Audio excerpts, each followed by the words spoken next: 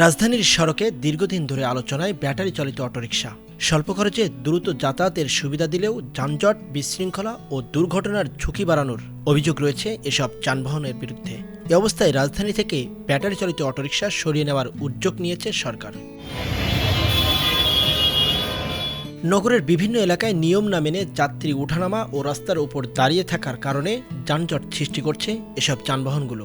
বিশেষ করে ব্যস্ত সড়কগুলোতে এ নিয়ে অভিযোগ দীর্ঘদিনের। তবে চালকদের দাবি, অটোরিকশা বন্ধের আগে বিকল্প কর্মসংস্থানের ব্যবস্থা করতে হবে, অন্যথায় জীবিকার সংকটে পড়বেন হাজারো পরিবার। যদি এই রিক্সা বন্ধ করে, আমরাও চাই যে বন্ধ করুক, তবে আমাদের শর্ত আছে আমাদের একটা কর্মর ব্যবস্থা করে এটা বন্ধ করে দেখে, এটা সমস্যা নাই।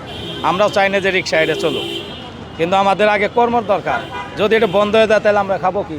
বন্ধ হয়ে গেলে আমরা কি করবো? আমরা বিকল্প যেমনি চলবো এর বিকল্প একটা পথ বাই করবো।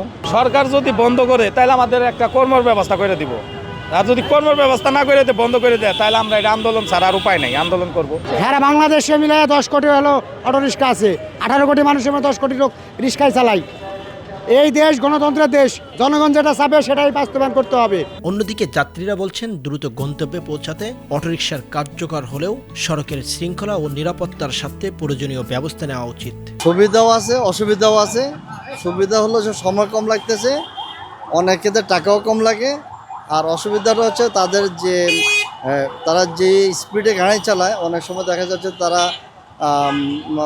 অ্যাক্সিডেন্টের সম্ভাবনা খুবই বেশি থাকে, একটু ভয়ও থাকে। আপনি কোথায় সরাবেন? লক্ষ লক্ষ মানুষ বেকার হয়ে যাবে। তখন দেখবেন যে কালকে লাগছে, মিছিল শুরু হয়েছে, হরতাল শুরু হয়েছে, তখন সরকার কি করবে? কাজে আমি মনে করি যে যেগুলো আছে আর না বাড়ে, যাতে আর না বাড়ে। প্রতিদিনই তো বাড়তেছে, এই ভাড়াটা কমাইতে হবে। রিক্সা এবং সিএনজি এটা ভাড়া কমাইতে হবে। ওইটা সরকার যদি কোনো ভালো ব্যবস্থা নিতে পারে তাদের জন্য, কারণ ওদেরও তো একটা সংসার আছে। অনেক সময় জ্যাম থাকে, জ্যামের কারণে বাসে সিট পাওয়া যায় না। সেই কারণে অনেক সময় দেখা যায় রিক্সাগুলো হাতের কাছে থাকে, সহজেই তাড়াতাড়ি পৌঁছানো যায়। ট্রাফিক পুলিশ বলছে, অনেক অটোরিকশা চালক ট্রাফিক আইন মানেন না, উল্টো পথে চলাচল করেন এবং দুর্ঘটনার ঝুঁকি বাড়ান। ফলে এগুলো নিয়ন্ত্রণ করাও কঠিন হয়ে পড়ে। বিরাট ভোগান্তি। আপনি ভালো করে খেয়াল করে দেখেন, আপনি ভিডিও করেন দরকার পড়লে, যে অটোরিকশাগুলি, পায়ে চালিত রিক্সা কম, কিন্তু অটোরিকশাগুলি রাস্তার মাঝখান দিয়ে চলে, সে ডাইন সাইডে চলে, সে প্রাইভেট কারের এই সাইড দেয় না। আর অন্য গাড়ি তো আলাদা ব্যাপার, বাস তো প্রশ্নই আসে না। মানে সে মনে করে যে সেই আগে যাবে, অন্য কেউ না। বিরাট প্রবলেম, এটা একটা বিরাট প্রবলেম।